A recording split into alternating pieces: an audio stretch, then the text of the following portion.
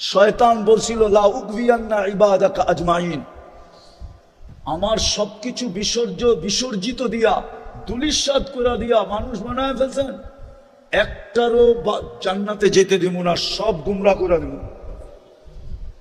কোরআনে আছে, হুজুর নাউজুবিল্লাহ পড়ে কোন কই যাবো, কোরআন में আছে লা উগবিয়ান্না ইবাদাকা আজমাইন, সব গুমরা করে দিব। ফেরেশতাদের কিন্তু কান্না বাহির হয়ে গেছে, বলে কি হ্যাঁ ফাজিলটাই বলে কি, বিতাড়িতটা বলে কি, সব গুমরা করে দিবে। তা আল্লাহ মুস্কি মুস্কি হাসতেছিলেন।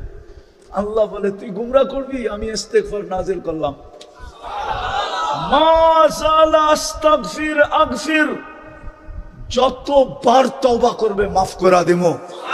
দেখি প্রতিদ্বন্দ্বিতায় তুই জিতোস না আমি জিতি। আসেন ইস্তেগফার পড়ি, তওবা করি, তওবা। এই জন্যই তো আমি চিৎকার দেই, হায় আমার জাতি যদি সারাদিন কিছু নাও করতো, ঘুমানোর আগে যদি হাত দুটা উঠায় বলতো মালিক তুই জানিস পিঠের টান পেটের টান, সারাদিন তোর কাছে আসতে পারি নাই, তুই ডাকছ আমি শুনছি, তারপরও আমি তোমার কাছে আসতে পারি নাই, এখন তো ঘুমাইতে চললাম, সকালে তুমি উঠাইলে উঠবো, নাইলে আর উঠা হবে না, আমি তোমার কাছে মাপ চায় ঘুমাইতেছি মালিক, তওবা করে ঘুমাইতেছি। কসম, মুসলমান যদি এতটুক করত, নারী যদি করত, পুরুষ যদি করত, যুবক যদি করত, বৃদ্ধ যদি করত, ইস্তেগফারের বরকত আপনারা জানেন না যে ইস্তেগফার কত বরকত নিয়ে আসে। ওলামাদের থেকে জেনে নিয়েন ইস্তেগফারের বরকত কি। ইস্তেগফারের ভিতরে বরকত আছে, বরকত। তাইলে আমাদের ঘাম, মাথার ঘাম পায়ে ফেলতে হতো না, এত বরকত হইতো আমাদের কামাইতে, রুজিতে, আমাদের ঘরে, আমাদের জীবনে। খোদার কসম আমরা বরকত বেঁচেই চলতে পারতাম। দুনিয়া আমাদের কাছ থেকে যেরকম কাপড় নিতে আসে, সারা দুনিয়া আমাদের কাছ থেকে বরকত নিতে আসতো, বরকত। মানুষগুলা বড় অকৃতজ্ঞ, তোকে কবরে দিয়াই যার যার কাজে শেষে চলে যাবে, হবে বৎসরে তোকে একবারও স্মরণ করবে না। আছে এই মজমায় লোক আছে, যদি জিজ্ঞাসা করি সত্য বলবেন তো? যাদের মা বাবা নাই বা মা বাবা আছে, বাপহীন তো আমরা না, মাহীন তো আমরা না, ঠিক না? কিন্তু আল্লাহ যে একটা দোয়া মা বাবার জন্য শিখায়া দিছেন, চাই জীবিত থাকুক চাই মৃত্যুবরণ করুক, ডেলি একবার হইলেও পড়ো। এই মজমায় কয়জন আছে যে মনের থিকা, নিজের মনের থিকা ডেলি এই দোয়াটা মা বাবার জন্য একবার পড়ে, রব্বির হামহুমা কামা রব্বায়ানি সগীরা। রাগ হয়ে গেলেন? কয়জন আছে ডেলি পড়ি অভ্যস্ত, মনের থিকা, যেটা আমার কোনোদিন মিস হয় না।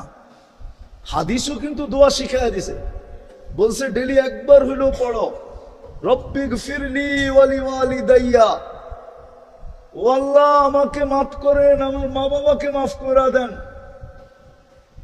ওয়ালিল মুমিনিনা ইয়াওমা ইয়াকুমুল হিসাব। একবার হইলেও ডেলি পড়ো।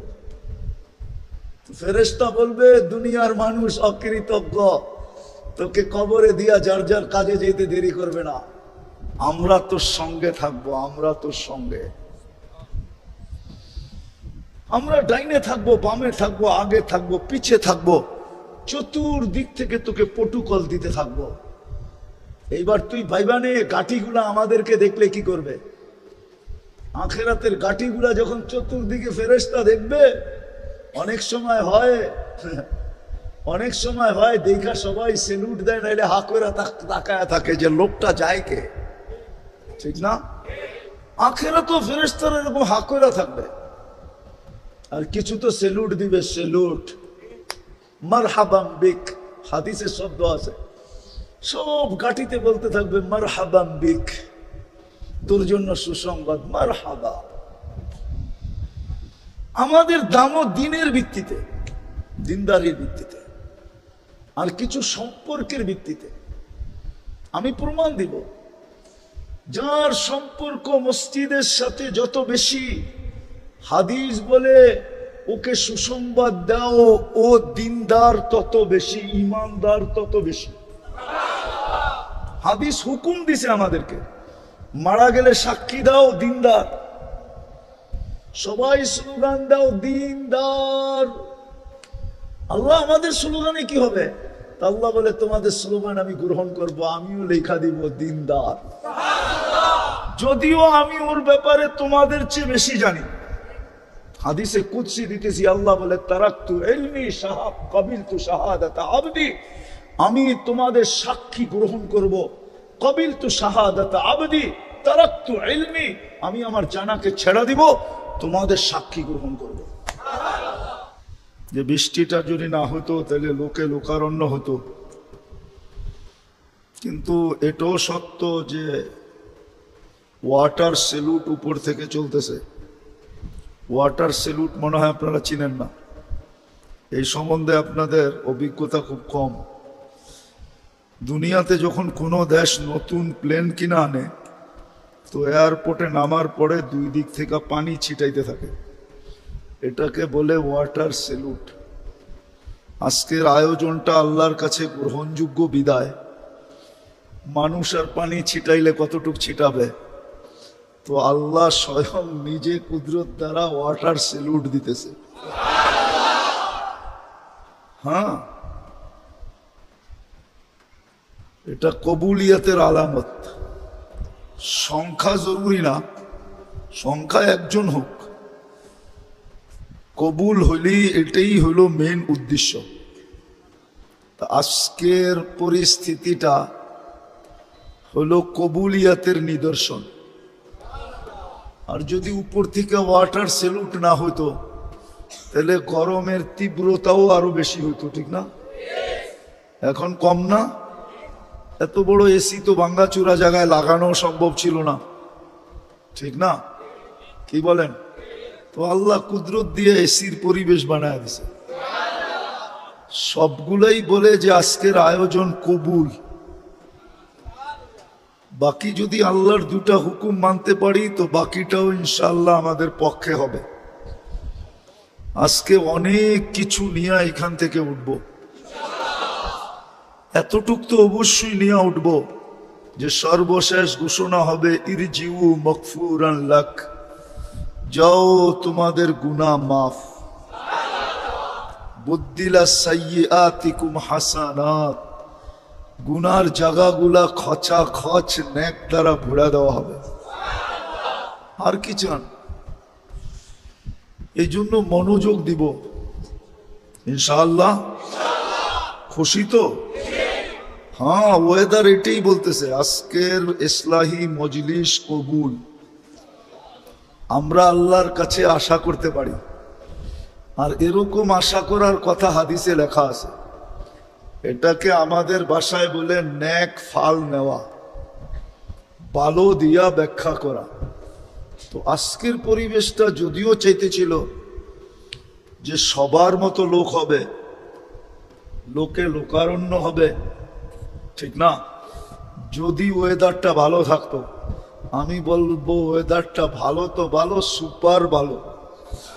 শুধু ভালো না, শুধু ভালো না, সুপার ভালো। আল্লাহ আমাদেরকে শেষ পর্যন্ত বসার তৌফিক দান করে। সব জিনিসেরই ভিত্তি আছে যেটাকে ফাউন্ডেশন বলে। চাই সেটা ছোট স্থাপনা হোক চাই বড় হোক, এই টিনগুলাকে দাঁড়া করানোর জন্য ভিত্তি আছে, ঠিক না? কি পিলার, ঠিক না? পিলারের উপরে দাঁড়ায় আছে। এই জগৎটা টিকা থাকারও একটা ভিত্তি আছে, আবার আমাদের দুনিয়াটা টিকা থাকারও একটা ভিত্তি আছে। কেননা দুনিয়া থাকবে তো আমরা থাকবো, জগৎ থাকবে তো জগতের ভিতরে দুনিয়াও থাকবো। জগৎ না থাকলে দুনিয়াও থাকবে না, আর দুনিয়া না থাকলে আমরাও থাকবো না। বুঝে আসতেছে তো কথা? এটার একটা ভিত্তি আছে, ফাউন্ডেশন আছে। আর এটা জগৎটাও যিনি তৈরি করছেন, দুনিয়াটাও উনিই তৈরি করছেন, আবার আমাদেরকেও উনিই তৈরি করছেন, ঠিক না? কি বলেন? না জগৎটা একজন বানাইছে, দুনিয়াটা আরেকজন বানাইছে, আমাদেরকে আরেকজন বানাইছে? না, সব কিছু একজনই বানাইছে। কে? আল্লাহ। ঠিক না? কে বানাইছেন? আল্লাহ বানাইছেন। বিদায় আল্লাহর উক্তি যুক্তি কথা এটাই সত্য। ঠিক না? আর আল্লাহর চেয়ে তো কেউ সত্যবাদী নাই। আর এটাই কোরআন বলে ওয়ামান আসদাকু মিনাল্লাহি কিলা, আল্লাহর চেয়ে সত্যবাদী কেউ নাই। ওই আল্লাহই বলতে চাইতেছেন জগৎটা কতদিন টিকা থাকবে। জগৎটা অতদিন টিকা থাকবে যতদিন দিন থাকবে। দিন থাকবে না বা দিনদার থাকবে। যতদিন দিনদার থাকবে জগৎটা টিকা থাকবে। দিনদার থাকবে না জগৎটা থাকবে না। চাই জগৎটা যত উন্নত হোক। 100 বৎসর পূর্বের চেয়ে আজকে দুনিয়া অনেক উন্নত। ঠিক না? কাল সকালে যদি কিয়ামত আসে তো উন্নত দুনিয়ার উপরই তো আসবে। ঠিক না? কি বলেন? না দুনিয়াটা পিছে চলে যাবে? ঠিক দুনিয়া যত উন্নত হোক, এটাই বানানেওয়ালার সিদ্ধান্ত। ওয়া কাউলুহুল ফাসল, আল্লাহর অকাঠ্য সিদ্ধান্ত। যতদিন দিনদার থাকবে, চাই এক সংখ্যা একজন থাকুক, ততদিন জগৎটা টিকা থাকবে।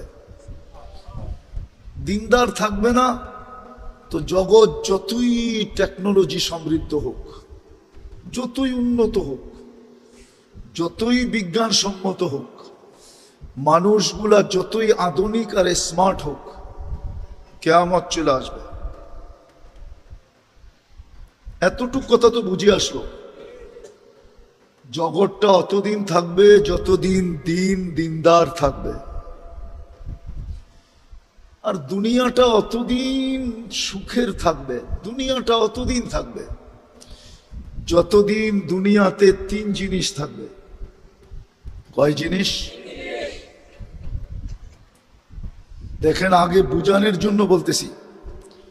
কোন এলাকায় মসজিদ দেখলে মন এটাই বলে যে এইখানে মুসলমান আছে, দিনদার আছে, নাইলে মসজিদ কেন হবে? ঠিক না? হ্যাঁ, সত্য তো? এটাই তো মন বলে। দেখার সাথে সাথেই মন কি বলে? মসজিদ দেখার সাথে সাথেই মন বলে মুসলমান আছে, দিনদারও আছে, নাইলে মসজিদ কেন হবে? দুনিয়ায় কত দেশ তো আছে, শত শত মাইল মসজিদ নাই, আছে না? না নাই? শত শত মাইল মসজিদ নাই। ওইখানে 100 মাইল দেখা কারো মনে হয় না যে এখানে দিন আছে, দিনদার আছে। মসজিদ দেখলেই, মসজিদের সাইন দেখলে, সাইন বুঝেন তো, রাস্তায় মসজিদ লেখা থাকে না, এটা দেখলেই মনটা বলে এখানে মুসলমান আছে, দিনদার আছে। ঠিক এরকম মাদ্রাসা দেখলেই মনে হয় এখানে দিনদার আছে, দিন আছে, নাইলে এখানে মাদ্রাসা হবে কেন? জগৎটা টিকা থাকার ফাউন্ডেশন হলো দিনদার। আর দুনিয়াটা টিকা থাকার জন্য ফাউন্ডেশন হলো 3টা। 2টা থাকলে 3য়টা থাকবেই। একটা হলো মসজিদ, একটা হলো মাদ্রাসা। যতদিন মসজিদ মাদ্রাসা থাকবে অতদিন বোঝা যাবে ওই এলাকায় দিনদার থাকবেই থাকবে। চাই একজন হোক, চাই মুয়াজ্জিন আর ইমাম হোক, চাই মুয়াজ্জিন, ইমাম, খাদেম, এই 3 জনই হোক, তারপরও বোঝা যাবে এখানে দিন আছে, দিনদার আছে, মুসলমান আছে। এই 2টা হলো দিন টিকা থাকার ভিত্তি।